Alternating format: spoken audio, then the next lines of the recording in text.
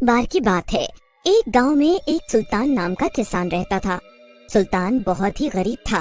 एक रात सुल्तान अपने खेत में एक फावड़े से खुदाई कर रहा होता है। तभी उसे कुछ टकराने की आवाज आती है। अरे ये क्या आवाज है? लगता है जमीन के नीचे कुछ दबा हुआ है। ऐसा कहकर सुल्तान आराम आराम से आवाज वाली जगह पर खुदाई करने लगता है। थोड़ी खुदाई करने के बाद उसे एक पुराना लोटा मिलता है जो कि एक कपड़े से ढका होता है। अरे ये तो लोटा है। लो, खोदा खेत और निकला लोटा। मैं तो समझा शायद कोई खजाना मिलेगा। चलो, मेरी मनहूस किस्मत। फिर सुल्तान वो लोटा लेकर अपने घर चला जाता है। सुल्तान के हाथों में लोटा देखकर कम्मो सुल्तान से पूछती है, अरे आप ये इतना पुराना लोटा कहाँ से लेकर आ गए हैं जी? और ऊपर से ये बंधा क्यों है? अरे कुछ नहीं, खेत में खुदाई के दौरान मिला है ये मुझे। इतनी मेहनत के बाद मुझे लगता है हमारी तो किस्मत ही खराब है। आप भी ना कभी कभी बिल्कुल बच्चों की तरह बातें करते हैं। अरे हम कोई भूखे थोड़ी मर रहे हैं। लेकिन कम्मो की बात सुनकर सुल्तान पर कोई असर नहीं होता और वो सोचने लगता है, सुनो, मैंने एक बात तो सोची ही नहीं। जहाँ से ये लोटा मुझे मिला है, क्यों ना और खुदाई करूं? हो सकता है कोई सोना या हीरे जवाहरात मिल जाए। ऐसा सोचकर सुल्तान खेत में खुदाई करने लगता है। उसका दोस्त दीना उसे देखता है और बोलता है, अरे सुल्तान, खेत इतना गहरा क्यों खोद रहे हो? कहीं पेट्रोल तो नहीं ढूंढ रहे? दीना की बात सुनकर सुल्तान को गुस्सा आ जाता है। दीना भैया, पेट्रोल का तो पता नहीं, लेकिन जैसे तुम मुझसे मजाक कर रहे हो ना, मेरा मन कर रहा है तुम्हारा तेल जरूर निकाल दूं। सुल्तान को गुस्से में देख दीना वहाँ से खिसक जाता है और फिर सुल्तान अपने काम पर लग जाता है। तभी उसका फावड़ा किसी लोहे की चीज से टकराता है। लगता है मेरी किस्मत खुल गई है। ये तो किसी बर्तन की आवाज है। जरूर सोना या हीरे मोती होंगे। मैं अब दुनिया का सबसे बड़ा अमीर बन जाऊंगा। ऐसा कहकर सुल्तान जल्दी जल्दी से खोदने लगता है और वहाँ से एक बड़ा सा सोने का संदूक निकलता है। ये तो सोने का संदूक है। सुना है पहले के राजा महाराजा अपना सारा सोना और जवाहरात संदूकों में रखते थे। इसमें भी वही होगा। इसे खोल कर देखता हूँ। ऐसा कहकर सुल्तान संदूक को खोलने लगता है और संदूक के अंदर झांकता है। अंदर झांकते ही उसकी आंखें फटी की फटी रह जाती हैं। संदूक के अंदर एक कंकाल पड़ा होता है और जैसे ही सुल्तान संदूक को बंद करने जाता है, कंकाल उठ जाता है और उसकी गर्दन पकड़ लेता है। मुझे फिर से क्यों बंद कर रहा है? बड़ी मुश्किल से तो मैं बाहर आया हूँ। मुझसे तुझे कोई नहीं बचा सकता, समझा? हाँ, अगर तुझे अपनी जान बचानी है तो मेरी सारी बातें माननी होंगी। कोई चारा ना देखकर सुल्तान कंकाल की सारी बातें मानने के लिए राजी हो जाता है।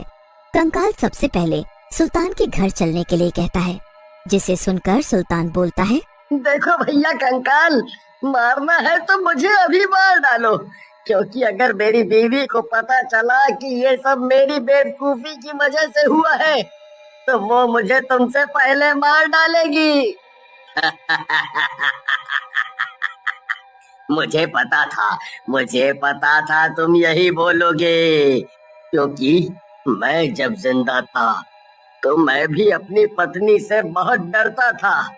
लेकिन अगर तूने मेरी बात नहीं मानी तो मैं तेरी पत्नी को ही मार डालूंगा, वो भी पहले, समझा? अपनी पत्नी की जान पर बात जाते देख सुल्तान घबरा जाता है और कंकाल की बात मानकर उसे अपने घर ले जाने के लिए राजी हो जाता है। घर के पास पहुंचने पर सुल्तान कंकाल से बोलता है, कंकाल भैया, तुम यहीं रुको। मेरी पत्नी बड़ी गुस्से वाली है, मैं नहीं चाहता कि आपकी वजह से मुझे वो झाड़ू से पीटे। हम्म? तो तुम्हारी पत्नी भी तुम्हें झाड़ू से पीटती है। मैं जब जिंदा था तब मेरी बीवी भी मुझे झाड़ू से मारती थी। मैं तो समझता था इस दुनिया में मैं ही पत्नी पीड़ित हूँ, लेकिन मुझे नहीं पता था कि आप भी हम जैसे हैं। अब ज्यादा फ्रैंक होने की जरूरत नहीं है, नहीं तो मैं तुझे यहीं मार डालूंगा। चुपचाप अंदर चल और अपनी पत्नी को बुला। कंकाल की बात सुनकर सुल्तान दरवाजे पर दस्तक देता है। कम्मो बाहर आती है और सुल्तान से पूछती है, तुम्हें शर्म नहीं आती? इतनी रात को बाहर घूमते रहते हो। अरे मैं कब से तुम्हारा इंतजार कर रही हूँ। अंदर आओ जरा, तुम्हें बताती हूँ। इससे पहले सुल्तान कुछ कहता, कंकाल बोलता है, कितना बकवास करती है तू औरत। पता नहीं ये तेरा पति कैसे बर्दाश्त करता है तुझे। कंकाल को देखकर कम्मो घबरा जाती है और बेहोश हो जाती है। सुल्तान कम्मो को उठाकर घर के अंदर ले जाता है और उसे होश में लाने के बाद सारी बात बताता है। सारी बात सुनने के बाद कम्मो बोलती है, मैंने तुम्हें बोला था ना कि कुछ मत करना, लेकिन तुम नहीं माने। पैसों के लालच में तुमने ये मुसीबत मोल ले ली। कम्मो और सुल्तान बातें कर रहे होते हैं, तभी वहाँ कंकाल आता है और बोलता है, चुप करो तुम दोनों, कितना बोलते हो।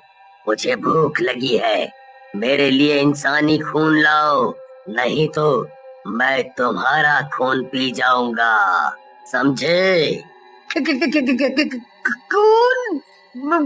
खून? मैं कहाँ से खून लाऊंगा?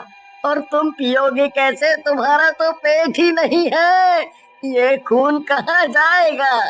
सुल्तान की बात सुनकर कंकाल को गुस्सा आ जाता है और वो कम्मो को पकड़कर बोलता है, बहुत बोलता है रे तू लड़के, चुपचाप जा और खून का इंतजाम कर, नहीं तो मैं तेरी पत्नी को मार डालूंगा। नहीं नहीं, मेरी पत्नी को कुछ मत करना, मैं कुछ करता हूँ। ऐसा कहकर सुल्तान घर से बाहर निकल जाता है और कुछ सोचकर वो एक जानवर को मारकर उसका खून ले जाकर कंकाल को दे देता है। कंकाल भी सारा खून पी जाता है। वाह, मजा आ गया। मैंने काफी दिनों बाद खून पिया है, अब से तू रोज मेरे लिए खून लाएगा। ऐसा कहकर कंकाल वहाँ से चला जाता है और सुल्तान भी डरकर रोज किसी न किसी जानवर का खून लाकर कंकाल को पिला देता है। रोज रोज जानवरों के मरने से गांव वाले भी परेशान हो जाते हैं। एक दिन सुल्तान को जानवर मारते हुए दीना देख लेता है। ये सब क्या हो रहा है सुल्तान? तुम इस बकरी को क्यों मार रहे हो? जल्दी बताओ, नहीं तो मैं अभी गांव वालों को बुला लेता हूँ। दीना की बात सुनकर सुल्तान घबरा जाता है और उसे सारी बात बता देता है। दीना, दीना मेरे भाई, इस बारे में गांव वालों को मत बताना, नहीं तो वो मुझे मार डालेंगे और वो कंकाल मेरी पत्नी को मार डालेगा। तुम चिंता मत करो सुल्तान, हम इस समस्या का कुछ करते हैं। हाँ। ऐसा कहकर दीना सुल्तान को लेकर एक बाबा के पास जाता है और उन्हें सारी बात बताता है, जिसे सुनकर बाबा बोलते हैं, बेटा, इस कंकाल की जान एक लोटे में कैद है। उस लोटे के मुंह पर कपड़ा बंधा है, उस कपड़े को खोल दो, ये कंकाल भी मर जाएगा। बाबा की बात सुनकर सुल्तान बोलता है, हाँ बाबा, एक लोटा मिला था मुझे, उस पर कपड़ा भी बंधा था, मुझे लगता है ये वही लोटा है। फिर सुल्तान और दीना दोनों सुल्तान के घर के अंदर चले जाते हैं। दीना को देखकर कंकाल बोलता है, शाबाश सुल्तान, शाबाश, तू मेरे खाने के लिए एक पूरा इंसान ही लेकर आ गया। मजा आ गया। कितना मोटा ताजा है ये, इसे तो खाने में भी मजा आएगा। अबे कंकाल, तेरे मुंह में दांत नहीं, पेट में आंत नहीं, चला है मुझे खाने। एक मारूंगा ना तो यहीं बिखर जाएगा। हाँ। दीना की बात सुनकर कंकाल गुस्से में आ जाता है और दीना को पकड़कर बोलता है, तू बहुत बोलता है, तुझे आज नहीं छोड़ूंगा। लेकिन तब तक सुल्तान उस लोटे के ऊपर बंधा कपड़ा खोल देता है। जैसे ही सुल्तान कपड़ा खोलता है, कमरे में अंधेरा छा जाता है और जब अंधेरा हटता है तो वहाँ से कंकाल जा चुका होता है। चलो भाई, जान बच गई, ये कंकाल यहाँ से चला गया।